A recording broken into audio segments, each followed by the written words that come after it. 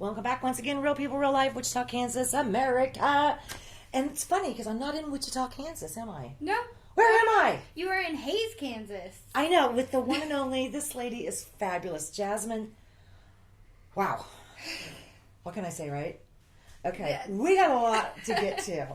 And, you know, the whole deal is it's your story, honey, and nobody's lived it like you have. And you're the only one that can really tell it. Oh, yeah. So take me back to, you know, it was everything I saw, you know, or from what I did see, it was just a happy family, a very happy mom, Yeah. happy kids. What happened? What happened is, as I moved in with some friends, got mixed in with the wrong person, and me and my best friend didn't figure it out quick enough. What's that, the girlfriend?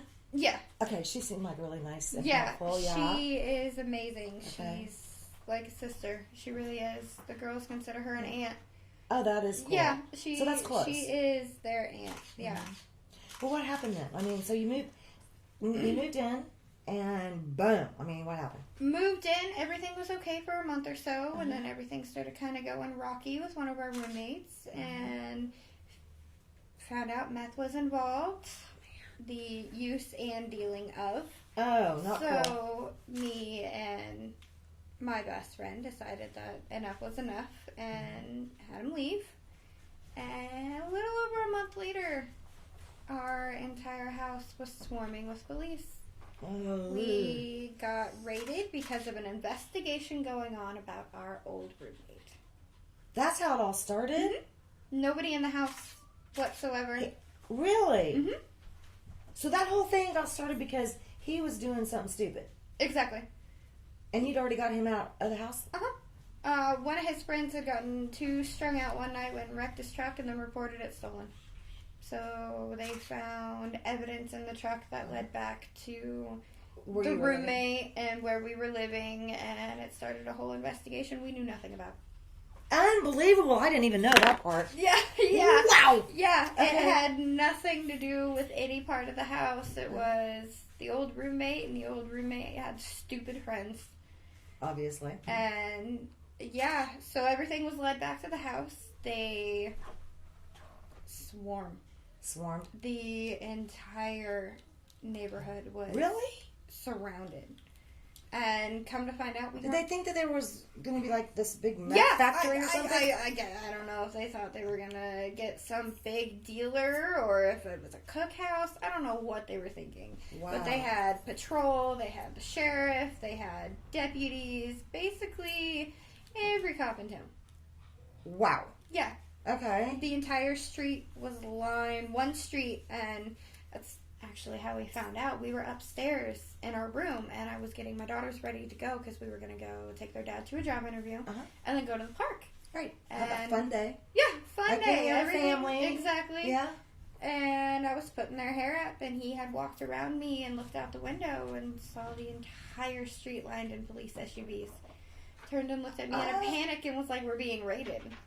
And I just looked at him dumbfounded. Like, why are they here? Right. And at that point, we're in the attic, upstairs, one stairway, one door. Yeah. I'm trapped. Yeah, you are. Whether they're in the house or not, they're right there. Yeah. There's no way to get around. So I just stayed where I was at. I continued doing my daughter's hair. Time frame, by the time we knew they were in that, by the time we knew they were being... They were already in the house. They were coming to your place, yeah. But by the time we knew they were even there, they were already in the house. Wow. Because when we came to that conclusion, he immediately started grabbing the paraphernalia in panic. I don't know where he was trying to go with it. I was going to say, where's he going to go? But okay, didn't think about that one. He says he was going to throw it out the window. Like they would have found it either way. Throw it out the window right in front of him and hit him on the head. That's good. But you know how it is at a panic. So they started grabbing everything and ran across the room. And then they were 4 to 6 officers upstairs, guns already drawn. They had one aimed at him, telling him to drop everything, put his hands up. So he immediately sets everything down and puts his hands up. And the rest were aimed at me and my 1 and 3-year-old. They came up aiming their weapons at my 2 toddlers. Traumatic. And I even Like, I had the rubber bands in my fingers. And I was stuck to her hair and asked them, can I finish putting her hair tie in? And they said, no, just stay like that. So I had one hand up and one hand stuck in my 1-year-old's hair going, baby, please don't move. I'm going to end up pulling your hair. Right. Luckily, she didn't know what was going on. Okay. Most of my girls were in such chaos that they just kind of clung to me and stayed right where I was. Right. And that's when they had their dad in cuffs. Their dad asked, is there any way I can give them a kiss before I go? We knew he was going. And they said, yeah, not a problem. And marched him down the stairs. About 20 minutes later, I look out the window and they're loading him up in an SUV and he's gone. Wow. Still had me upstairs. They had me moving around everywhere with the girls so they could upturn the entire upstairs, flip my bed, basically threw my daughter's crib across the room trying to get into a closet that they didn't even search through. Wow. They threw a crib across the room, opened the door, and it was filled with boxes, and they didn't even throw... I didn't even really go in and... They were very razzled. They came in looking for a specific person and came in looking for meth and found... Didn't find meth, did they? No. Of course, okay. They didn't even find any product. Right. There was no cannabis. There was no nothing. It was... and zigzag rolling papers and paraphernalia. They took my zigzag rolling papers out of my purse. I'm sorry, I shouldn't laugh. Yeah, Really. that part makes me... I'm just like, really? You can buy those pretty much anywhere. Yeah. Yeah. It's on the evidence list. Serious? It is on the I evidence didn't know that list. part either. Okay, so, back in Wichita, they, we have all these, they just call them like smoke shops, right? Mm-hmm. And man, there's these artists that are making gorgeous glass pieces, gorgeous glass pieces, and they have now decided that they're not going to let them do it anymore. So some of them are going to, close their stores, but not all of these glass pieces are, some people use them, to smoke tobacco. Some people use them to smoke cannabis, but a lot of people collect them, okay, because they are beautiful art pieces. They are. They are, right? So you had these, and I'm an old school girl, so I'm just going to say like an old school girl. These bongs. Yeah. Okay? Yeah. You follow? Okay. So it's such a taboo word that everyone's I know. like, oh no, they're just glass pieces. No, they were bongs. They were bongs, okay. They're bongs. Yeah. So I'm just going to cut to the chase. So yeah, we do know the difference, okay? Mm-hmm. So basically it was your zigzag papers, and a few bongs. Yeah, it was, to be exact, 3 bongs, and 2 of them were only little itty bitty ones. Yeah. And then there was a locked box. It was a little locked box with a little Batman symbol on it, with a key lock and everything that had 2 hand pipes in it. That's it? That's it. Oh, I had a plastic and a metal grinder. Oh my. Yeah, right. Okay. But yeah, that, and they tried to get me with possession of marijuana. From the residue in the pieces. I was flat out told the residue in the pieces is what's going to be your possession. Man. I mean, I don't even know that I'm kind of surprised, really. I mean, they don't even take... A lot of cities have changed their ordinances, even in Kansas, that if it's under a certain amount, whatever. So it kind of sounds to me like they really thought they were going to be coming into some big meth thing. They did. And it's not what it was. They were ripping holes in my walls. Really? Like they were trying, like they thought I somehow hid him in the wall or something. He was long gone, though. Yeah, over a month gone. They had been they were demanding the entire time. Do you know him? Where is he? When's the last time you saw him? When's the last time he was here? Just hounding me. And I'm like, I've already told you. It's been well over a month. Right. Maybe a couple of comments on some pictures my roommate posted on Facebook. Right. But other than that, there has been no contact. Right. I'm sorry. I don't have what you're looking for. Right. And so that, I'm wondering if that didn't maybe make things, escalate a little bit. Because, it did. They were there. Okay. They were razzled. They had not a damn thing they were looking for. Right. So they had to take what they found. And what they found was a couple of bongs, some grinders, and some zigzag rolling papers. But there was... And ran with it. Physically, there was no cannabis. Nope. whatsoever. Not whatsoever. And tried charging me with a gram. I got it dropped. Okay. Yeah. And because the girl's dad set everything down on the floor, they charged us both with 2 counts of child endangerment because it was within reach of the girls. But it hadn't been. When originally everything was stored up high, out of reach, behind things, completely out of sight. Right. And because they came in and he panicked. And okay. Yep. Because he had everything in his hands and had to set it down like they told him to. Yeah, because they had a gun on him. They tried charging us with child endangerment, which I got dropped as well. Right. They ran my license and told me that I had a failure to appear warrant from 2014. Okay. And told me that they had to arrest me because there was a warrant. Okay. But it was just going to be $100 cash bond. I'd be out. Everything would be fine. Had me take my girls downstairs to my roommate so they could haul me off too. I bawled. I hugged them. I handed them over. She promised me they would not leave her side. Every officer in the house told me that they would be home that night. She had to take them to the police station for an intake because they were a part of a police raid. And they would immediately be released home. And by the time I got out, because I was only in for that little bond, everything would be fine. I would be home. I would be with my children by that night. My roommate had to call me while I was in jail. Before they had even told me they were charging me with anything, it had been about 2 hours. Mm-hmm. She had to call me bawling because the first thing out of my mouth was, "Are the girls okay? You have the girls." And she had to tell me, "No, they wouldn't let me have them. They took them from me because I'm not blood." Oh man. We got to take a quick commercial break. I do apologize. We're going to be right back with Jasmine. Wow.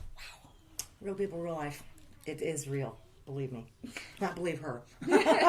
We'll be right back.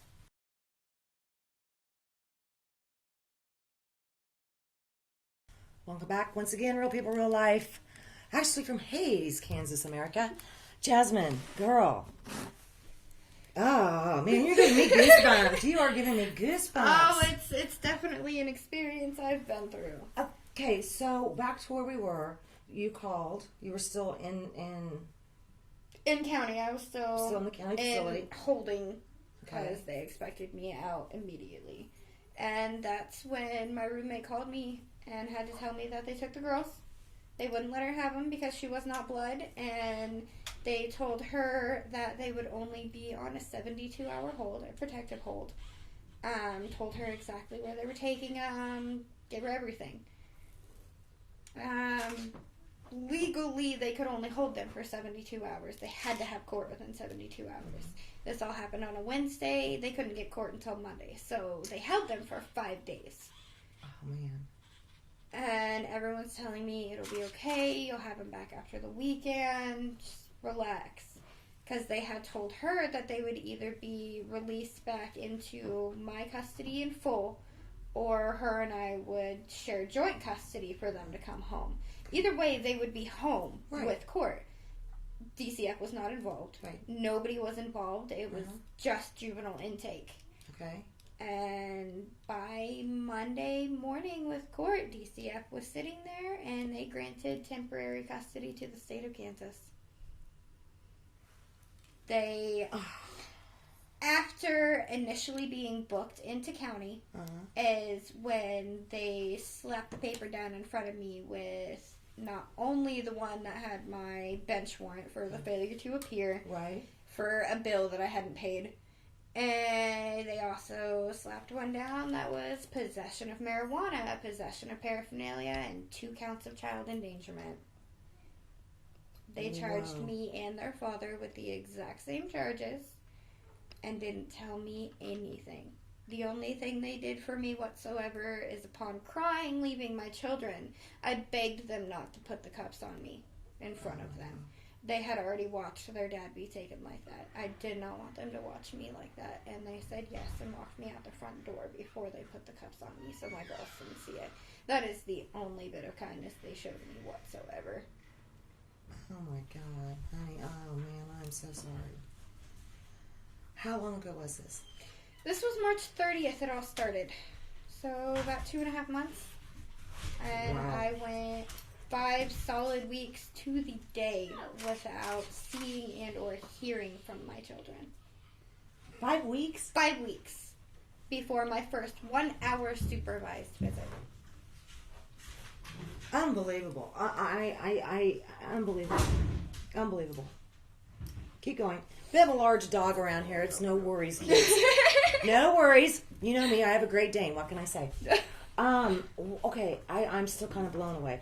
So what you thought was just a bench warrant. Mm-hmm. Okay. Bench warrant, $100 out, no problem. That's what they told you. And then suddenly Monday rolls around, and boom, you've got all these new charges, and my kids are taken. And your kids are taken. And it's 5 weeks till you even get to see them for 1 hour. Mm-hmm. Oh, honey. And how'd that go? It was the worst 5 weeks of my life. Mm-hmm. Mm-hmm. I didn't even get to talk to them. Like, they wouldn't even let me call them. Why? I don't understand that. They were in protective custody. Okay. I was allowed to have no contact whatsoever. On April 21st, the review hearing for the girl's case is when they agreed to starting reintegration, getting them back into the home slowly. But their stipulations to even start visitation was I had to pass 3 drug tests. Mm-hmm. So my caseworker was able to get those all knocked out within about a week and a half. Mm-hmm. She just kept showing up at the house and was like, here, take this, here, take this. You know, let's just knock these out. Right. And that was 2 of the 5 weeks was waiting for the drug test. Right. And as soon as they came back, it took almost a week to set up a visit.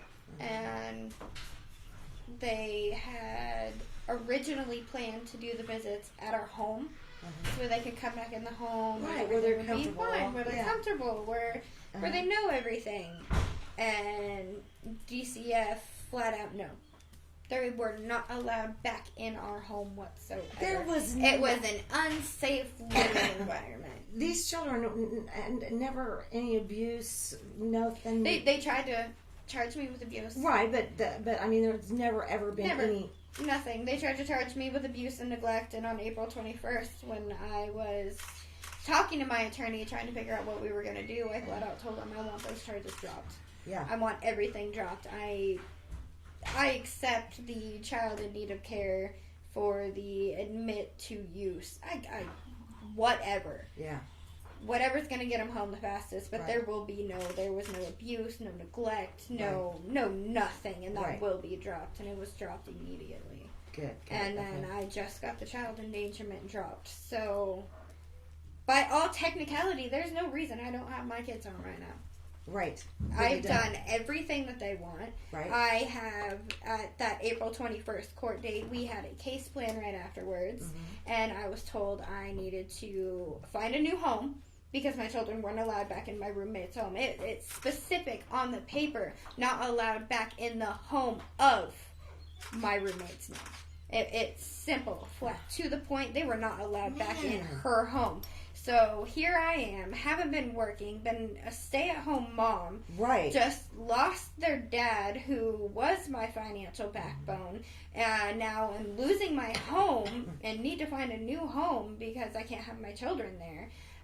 They wanted me to, at first, it was get my own transportation, and I made them change it to have access to reliable transportation, which I do. Right. And they wanted me to get a drug and alcohol assessment done, which I have to pay for out of my own pocket. So here I am panicking, not knowing anything to do. I'm unbelievable. About to be 25 next week, actually. Really? And I have never lived on my own. Never once lived on my own. I have bounced from help to help to help to help. And this is my first time. I got to do it completely by myself. Within 2 weeks of that, no, it wasn't even 2 weeks. Court was April 21st, and I was hired April 27th. So 6 days I had a job. That same day I put in the application for my apartment and got told it was mine as soon as I put the deposit down for it. About 5 days or so later, I had the deposit down on it. So in a little less than 2 weeks, I had reliable transportation set up. I was getting ready to move into my own apartment. I had my own job. And I have my drug and alcohol assessment scheduled. Wow. Within 2 weeks. Everything they told me to do, it was done. Yeah. My children. Yeah. It's do what they tell you to, or you're not going to see your kids ever again. Right. And I have people in the background whispering in my ear, you know, if they have your kids for 15 months or longer, they can just take custody. Are you serious? Yeah, 15 to 22 months with their ages, they can just cut all my rights and put them up for adoption. Unbelievable. So I'm on a time crunch. I have to get all this done. If they're in more than 6 months to a year, their claws are sunk.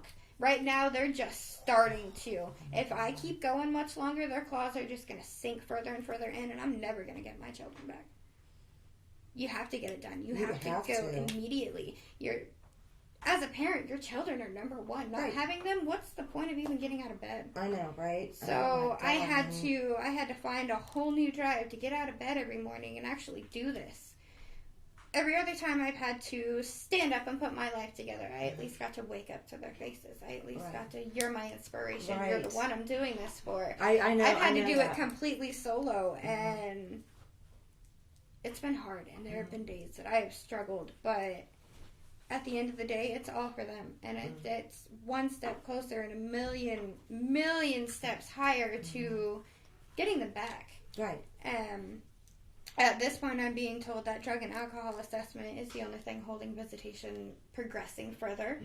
I have it scheduled for the day before I'm supposed to have visit this week, so hopefully this week we're going to progress into the next stage, and I'm just knocking it out of the park. I don't know how to keep up with me. Yeah, I was going to say, it sounds like you kind of got them running for a change. I do. I don't think they're used to that. No, and I actually now potentially have 2 jobs. Huh? This way, I decided, you know what, I'm going to go ahead and get a second job. I'd like to get a savings account set up, have some kind of fallback once I have them. Right. This way, I don't have to worry about any kind of failure. I don't have to worry about anything. And once my girls are home, they're home. And I don't have to worry about it. One strong lady. Wow. We're going to take a quick break. We will be back. Real people, real life. Jasmine, you aren't going anywhere, honey. All right. Wow. Welcome back once again, Real People, Real Life, from Hays, Kansas, America. I'm having a blast here today. Jasmine, I can't say thank you for telling your story, but not just thank you for telling your story, but also thank you for proving that you are a fantastic person, you're a fantastic mother, and above anything else, when the poop hit the fan, okay, you told the truth. I did. That's the best thing to do. You're going to get yourself in more trouble not telling the truth. They're going to figure it out. Right. If they're already to the point that they have raided your home and they have taken your children, they know every time you blink. Right. One lie, and they're going to hold it against you for the rest of your life. It's best to be honest, face what you're going to face, and get through it. And the only thing really that you were found, as of just recently, excuse me, was the paraphernalia. Yep, possession of paraphernalia. We were able to get absolutely everything else dropped. I get no time whatsoever. I have 6 months probation for a possession of marijuana, or a possession of paraphernalia. Yeah. Charge. They dropped the possession of marijuana. They dropped the child endangerment. All of it gone. And that was from day one. That is exactly what I've been saying. But you told us what I'm saying. You told the truth from day one. I don't accept the child endangerment charges because there is no way I endangered my children in any way, and I don't accept the possession of marijuana charge because there wasn't any. Of all people know there wasn't any, and there hadn't been any for quite some time. Right. So no, but the possession of paraphernalia, I had it. It was in my house. I knew it was there. I'll take it. I accept it. Don't you kind of find it, though? I mean, I always kind of find it, I don't know, hypocritical. We broke my hat earlier, in case everybody... Sorry, I broke my hat. Anyway, but we do keep it pretty real, as you well know. But don't you? I mean, I find it kind of hypocritical that we've got parents out there that are taking all these different prescription meds, and a lot of these times, I mean, now that's more scary to me. Yeah. Okay. I mean, I can remember when I had an accident at my home. The deck broke, so I fell about 10 feet to the ground. Broke both my wrists, so I was in cast from here to here. I could do this all summer long. Ooh, I was good at directing airplane traffic. But I mean, I can remember the pain meds that they gave me. I was like, la, la, la, la, la, la. Now come on, that's way more dangerous than having a couple of, bongs. Yeah. See, and that was the whole point of it all. Is I have mental disorders. I have bipolar, anxiety. You're run of the mill, but they were putting me on all kinds of pharmaceuticals, and every time I went to an appointment, I was telling my doctor, they're not right. I'm not functioning. Excuse me. One of the ones they had me on had a sedative in it, and Really? I had to take it every single night. And so the next day, I would wake up all groggy and out of it, and it would take me until well into the afternoon to even be able to function. Feel normal. With 2 babies. Yeah, and impossible. 2 toddlers. And Impossible. a little girl, I'm supposed to be able to, and no matter how many times I told him, I can't function. It's not doing what it's supposed to. I can't take a lot of He wouldn't prescription listen. meds. They won't. They don't. They don't listen. They're I like, know. oh, well, let's just change your doses. Let's do this. Let's do that. It's not working. Right. And it had finally gotten to the point that he was like, well, I want you to go and get a lithium test done, because he was putting me on lithium. Oh, Because what he had me on wasn't working, and I was arguing it to the point he was just like, you know what, screw you, I'm putting you on lithium. And I'm like, okay, so that's going to kill me. Right. I watched my mom go through lithium. I watched her go through liver issues. I watched her organs start to fail because of it. And now they're going to put me on it. 24 years old, mother of 3 small little girls. No. I was not okay with it. Right. So I requested a new med doctor immediately. He will not listen. I don't want him. Right. I want a new med doctor. Right. And this was February. Wow. And I still have not gotten a call back about a new med doctor. Unbelievable. I think a lot of people think that prescriptions it's always it's the same for everybody, but I got to tell you, if they give me something and it's supposed to like make me sleep, opposite. Whatever it's supposed to do, my body reacts completely differently. So I refuse all of it, with the exception of my blood pressure pills and my heart pills, and that's it. They tried to a while back take my one heart pill and turn it into like 4 others, and I'm like, you're crazy. No. My but memory they'll do is it. horrible as it is, and you want me to start remembering? Right? And Yeah. Unbelievable. the fact that I can 80% of the time remember my keys when I walk out the door is a miracle. I can feel you on that. I'm usually like, dear husband, where's my purse? I don't know, keys, phone, whatever. My entire life, you know, I can't yeah. find anything. But I mean, that's just anybody. I mean, that's no big thing. And I'm so lost now, leaving the house with just my stuff. I'm so used to leaving the house with luggage. Yeah. Yeah. And then a toddler on each hip along with it, trying to lock doors and carry bags and stuffed animals and blankets. And now it's phone, purse, keys, and I'm standing there for 5 minutes going, I'm forgetting something. I'm forgetting, like, everything. Right. I don't know. If you could say one thing to anybody that has had a situation happen that they, for whatever reason lost their children, what's the one thing you would say to them? Stay strong. Stay strong. Do what they ask. It'll be a lot easier. It's all a in the game. long run. It is a game. You make them happy, they will not make your life a living out. It's simple. They target. Once they, like I said, once they have their claws in, if they don't like you, you're going to be the target of all the destruction that they bring. If they have nothing to use against you, correct. Yeah, they're going to come up with more. And that's what they've been doing. Every time I accomplish everything, they're like, well, here's another thing to do. Here's another thing to do. Here's more money to pay out of your pocket. Right. Suck it up and do it. Do it. It's for your kids. It's for your life. My kids are my life. That's right. So without them, there is no point. Right. There is no point to anything. Wow. So just make them happy. Is there anything to, let me ask you this, because I know that there was recently another television show and a group of folks that came out and talked with you on some things.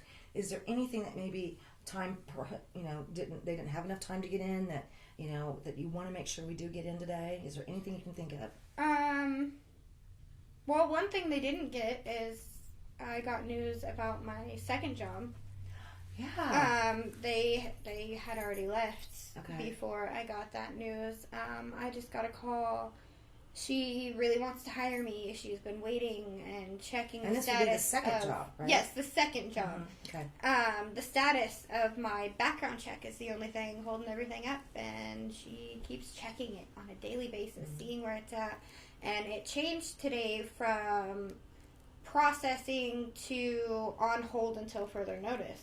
So she called me, and she had called HR, the main office, and they said that everything was on hold due to a pending court case. So the court case was all done and over here recently. Recently. Yeah, so this all has affected me getting a job as well. Yeah. It's put... They're wanting me to progress. They're saying, do this, do this, do this, do this. But now they're dragging everything out, and then everything they want me to do, the things I need to do, is now coming to a halt because all this stuff is coming back, going, no, you can't do anything. So I'm thankful. Yeah. I'm thankful it was all taken care of, and it's all been done. The whole criminal case is completely done, so that there should be no problems from here on out. And we are just on the reintegration. We're on getting them back home, and everything I was told yesterday is that's what everyone's focused on. With the way I was flat out told, with the way I've been, the way I've been cooperating, I've been doing everything I need to do. I've been completely honest. They're number one. Let's get these girls home now. It's good. They really don't want to mess with me anymore. Is kind of what I'm getting. I mean, I've shined a light. I brought media in. And you brought the truth. Yeah, exactly. And that's what I've said from the very beginning. I'm not doing all of this to try to get attention. I'm not doing all this to try to be famous. I'm not doing this thinking it's going to help me get my kids back in any way. Right. Because it's not. All it's going to do is irritate people. If anything, you should be worried about it affecting negatively. And a lot of people don't think of it as that. And I'm just in it because I want people to understand. I want people to know the inside of what really goes on. What a lot of people are afraid to even talk about. That's hush-hush, that's part of my life, I don't want people to know. Yeah, it's very private, and it's something you don't want to be like, hey, this happened to me, woohoo. But people need to know. They need to know. People do need to know. We had a show that we did, it's probably been, I think it was about maybe last summer, where we had a former DCF worker, who had quite a caseload. And he no longer works for DCF, and he did come forward. He was a whistleblower, and we've still got all that video from him, and he will tell you. And he did say right there on TV, that he was writing up his reports, and he had suggested, what was best. He had a degree in, social, degree, in a master's or degree, something, whatever, social work, and he's very smart. But his thing was, I always wanted the children back as soon as possible. Well, yeah. Okay? And because that's what's best for the family. And he would write up his reports. Somebody above him's changing the words. Changing something. So he quit, and he'll never go back. And to have somebody as committed and dedicated as he was to the families, not to the job, to the families, to now is literally working a minimum wage job. And will never go back to that place ever again. There are standards, just as a human being, as to what you cannot allow in your life. Right. And I've been there. It's just, I can't have this be a part of my life. It's not healthy. And I can completely understand that. I was actually told by DCF themselves that DCF has no say whatsoever in children being removed and or placed back in home. That is all law enforcement and the judge. They have no say whatsoever. That's what I was informed. I was informed that their whole part of my case whatsoever is if I have a problem with the other organization. Really? The St. Francis. If I have a problem with that organization, then I call DCF and they'll take care of it. They told me that I'm basically not to talk to them unless I have a problem with the other organization, that they're not a part of it at all. But every court date that we've had, it's the DCF worker that's sitting there going, nope, they can't be placed home. Nope, they can't be placed back home. So then how does that doesn't make sense? Nothing It doesn't make sense, lies. does it? Nothing but lies and games out of that organization. They run you in circles. Right. They run you in circles. Actually, when I walked into the office, I pulled my phone out to silence it and had both workers on me like a hawk, yelling at me, telling me, you can't record, that's illegal, you can't record, there's no recording, you need to put your phone away. And I'm like, I'm just silencing it. Like, I was trying to be respectful, and I have them on me like Great Danes, just, no. Yeah, Great Danes are big, guys. Unbelievable. Like, whoa! Do you really want this to be over with? I'm so done with it. Yeah. I'm ready for it to be over. And have those babies and have them home all the time. That's what's so hard about the visitation, especially now that I'm in my own home. They can come home once a week, and then I have to watch them go again. I literally have to walk them out to the car and watch them drive away. Oh, man. It's like they're being taken away from me every single week, all over again. That's and the turmoil it's putting them through. As soon as you can tell, especially in my 3-year-old, she's getting that sense of time frame. So once we hit about an hour and a half of our 2 hours, she starts to get down and depressed and clingy and cuddly and, oh, mommy, let's just get a blanket and take a nap. Let's lay down. Let's watch a movie. Like, she just, maybe if I'm sleeping, I won't go. She wants her mommy time. Yeah, the way she's kind of is, if I'm comfortable, they won't make me leave. It's kind of what she's starting to do, and it breaks my heart. Even last week, she ran from her room to my bed, crawled in my bed, asked me to turn a movie on, and I turned a show on, and we cuddled in bed, and she started getting so comfortable, I had to get her back up. I had to get her back going because I didn't want to have to wake her up. Right. I didn't want her to get... That's the worst feeling in the world, is not wanting your child to get that comfortable at home. How horrible is that? It's devastating. Like, there are no words to describe the pain that I go through every week. There's literally a knot. It's like I can feel my heart breaking every time I watch that car pull away. I'm sure. And can I ask you this? Now that this is all where it is now, excuse me, I'm fighting the sinuses. My sinuses are going crazy. Hayes has some weird sinus problems. It does. It's okay, it's not just pollen me. in the air. Is that what it is? Okay, yeah. Anyway, my sinuses are going crazy. But after they've charged you with paying for this and paying for that and paying for this and paying for that, and you've proven that you are a good person, you've proven you are a great mother. What's a few bongs? Quite frankly, to me, it's not a big thing. Will they now, at no charge to you, offer any type of counseling for you or the kids? At no charge to me? Uh-huh. Oh, no. Oh, no. Wait a minute. They did the damage here. Yeah. They did the damage. Oh, I know. Oh, no way. No way. Really? And I'm waiting for the bill in the mail for child support. Now, that one irks me. They did that to my mom when they took me. Yep. She had to pay for them locking me up in juvenile detention. She had to pay between $300 and $400 a month in back child support from when they took me from her. And now they took my children. I'm paying for everything under the sun that they want me to do. And I'm waiting for the bill in the mail for the child support that I'm going to owe the state. Unbelievable. It's a money. I think sometimes I know I probably shouldn't say this, and I know I'm probably going to make people mad, but I'm just going to keep it real. More times than not, and talking to some former DCF workers, talking to people that they do this truly for the love of the families. Okay, it's not about trying to be a celebrity or anything like that. They're just it's like a money racket. It is. I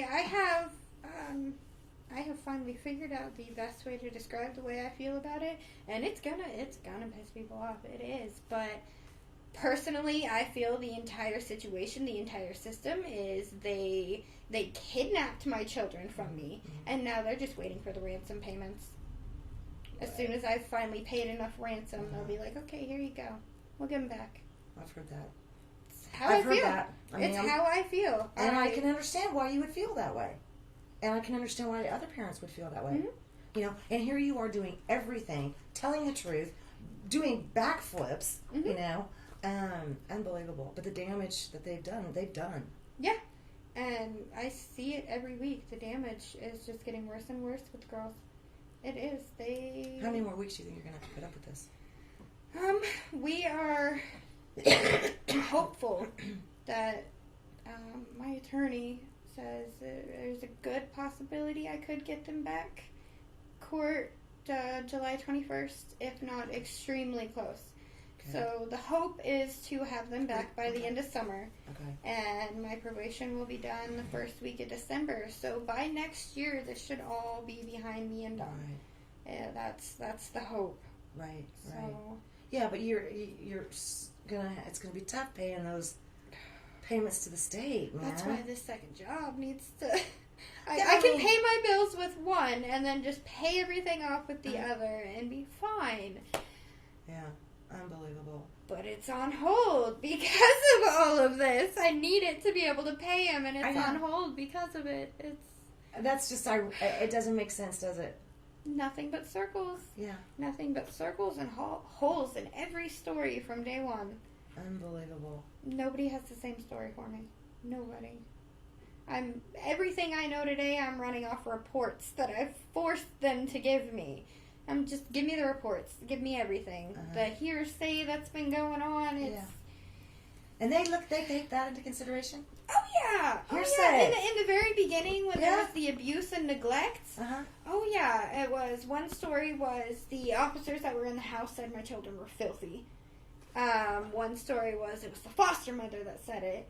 And the other was it was the intake worker or a DCF worker or something. Like, they can't even...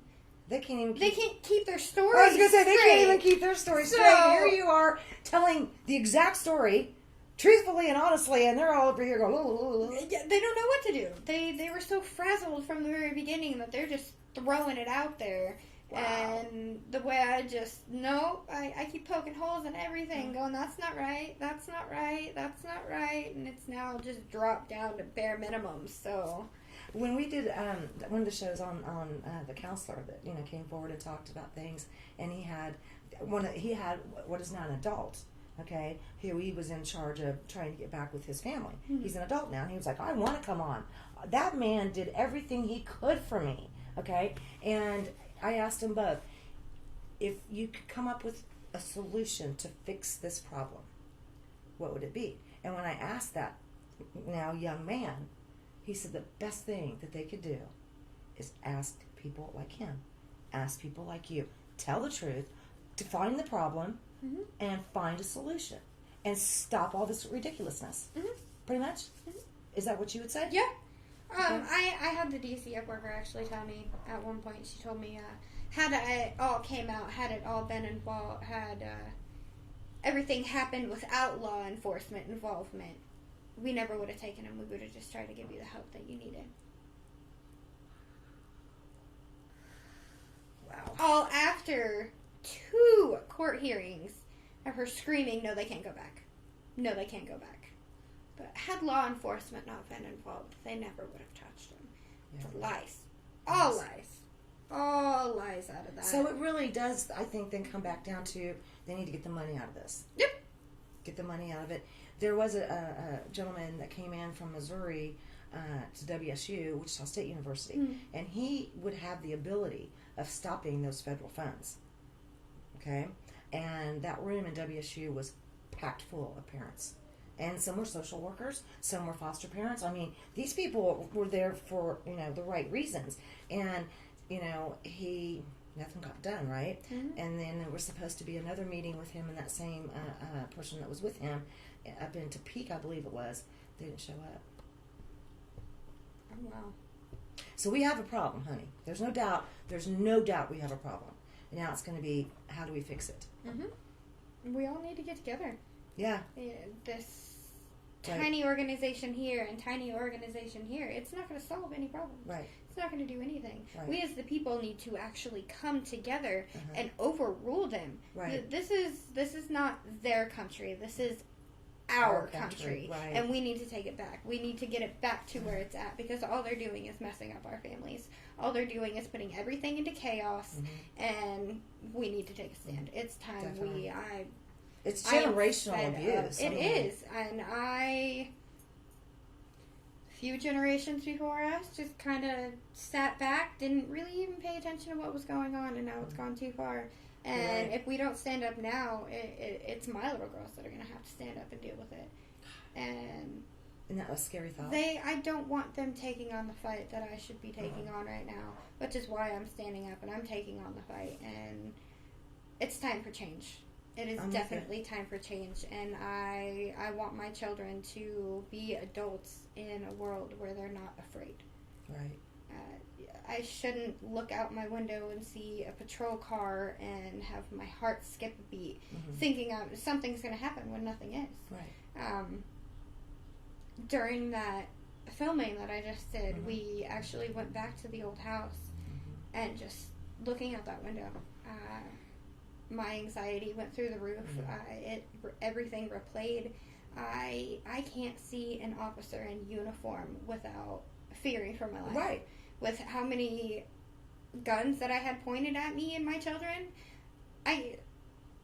flashbacks, the nightmares in the middle of the night, and it's all a fear of our law enforcement at this point. We got to fix this, honey. We do. They need to actually do their job and quit being the people that they are, because what they're doing is not harm. They're doing, they're supposed to be here to protect us, not criminalize everybody. Right.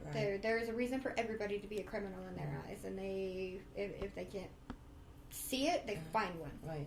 But I mean, I still to this day am going to give you every ounce of respect that I feel you deserve, because you did tell the truth. You did say, yes, those were my bongs. But everything else is not true. Right? Even down to being asked if I would give a drug test, saying yes. Yeah. But there's still going to be THC for a couple of weeks. It has not been long enough for my system to be clean. Like, down to exact, like, this is going to happen, this is going to happen, this is what you're going to find. It's... It is what it is. Straight to the point. There's no reason to lie. There's no reason to make up stories. There's no reason to do anything. Right. The more honest you are, the better it's going to be for you in the end. Whether they see it or not, it makes me feel good. It makes me feel like I am the good person that I know I am. You are. And it makes me feel even stronger to sit back and say, I'm not who they say I am. Right. I am not this person. I do not deserve this. I am a good person. And I am a fantastic mother. I know and you are. Nobody is going to stand in my way between me and my children. Good for you. Keep on the fight, babe. Thank you. It is so nice to meet you. It is nice to meet you. You are so refreshing, honey. You just kind of lay it out there. And I there it do, is. and I try so hard. It is so hard to, like I said, it's hard to get out of bed. But you gotta pump yourself. You gotta amp yourself. You gotta keep yourself going. Because if you don't, nothing but bad's gonna come your way. And I've been sitting back for way too long. It is time for me to stand up and go. And from day one, I've stood up and I. All in. All in. All or nothing, and I have been all every day for the last 2 months. I am exhausted, and I have done a lot, and I have a lot more to do, but I'm ready. I am ready, and I'm ready for this fight to be done. Deep breath. Wow. All right. Jasmine, thank you, sweetheart. No problem. Thank you. I'm going to do a follow-up. Absolutely. I'm going to come back. Absolutely. I got to see her and the babies. I'm excited. I'm going to cry. Okay. We'll see you next time, Real People, Real Life, with Jasmine and her babies. Absolutely. Yes.